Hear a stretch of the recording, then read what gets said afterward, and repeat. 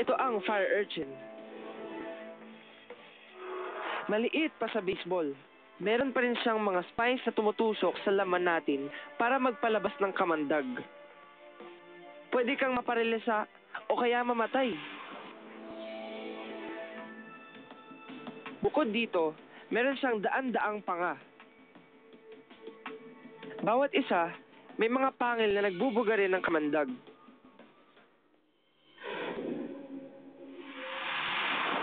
Ang nakakanerbiyos, walang pangontra sa kagat niya. Marami ng tao ang namatay dahil sa kanya. Isang tuklaw naman ng ahas na ito, tepok ang 20 katao. Ito ang olive sea snake. Ang kamandag nito ay nanggugulo sa nerve signals natin at tumutunaw ng muscles hanggang hindi ka na makahinga. Mapatrolya ito hanggang sa lalim ng 40 meters. Sa ulo nito, may malakas na pang-amoy. Sa buntot naman, may nerve cells na sensitibo sa liwanag kaya nakaka-pick up ng reflections mula sa kaliskis ng mga isda. Kumbaga, may mga mata siya sa magkabilang dulo ng 2 metrong katawan.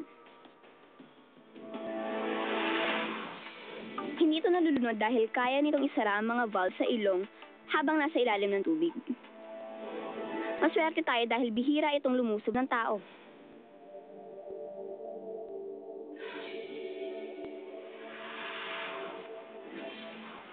Hayop na walang buto, pero may 2 dosenang mata. Makikita sa pagbabalik ng Cats Amazing Stories!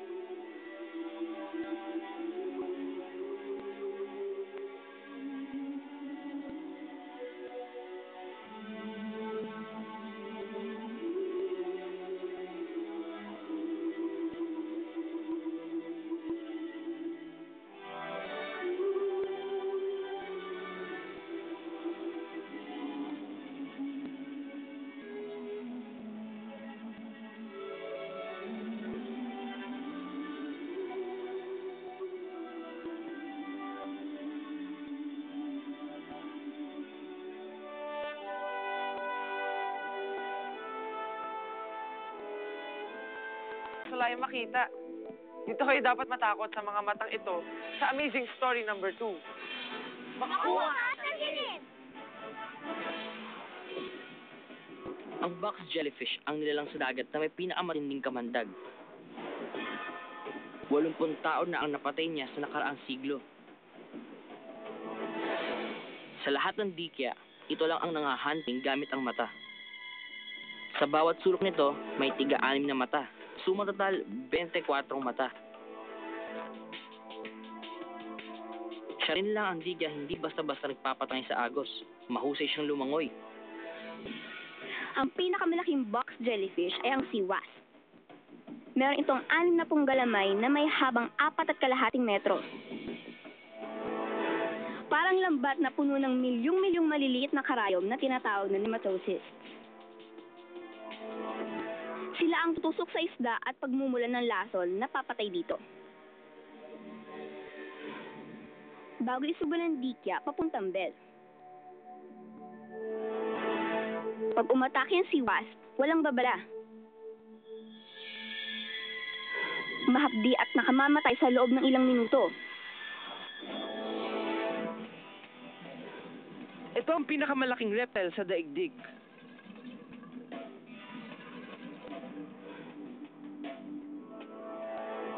Ang saltwater crocodile.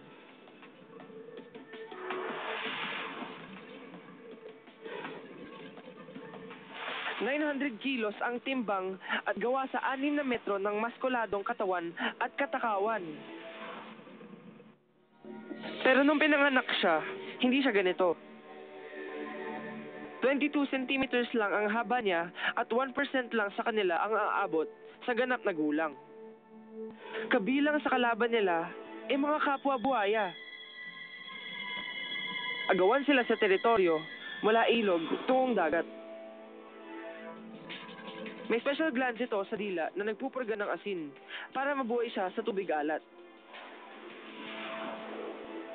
Magaling siyang lumangoy sa tulong ng maskuladong buntot. Buntot din ang nagbibigay sa kanya ng lakas para mang-ambush matapos ang matagal na panahon ng pagmamasid kung saan mata lang niya ang nasa ibabaw ng tubig.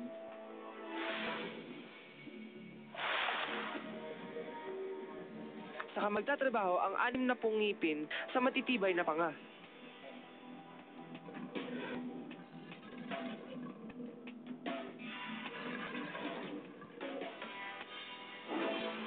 Killer whale at great white shark. Sino mas deadly? Kung pwesto sa top amazing story for the week. Sa pagbabalik ng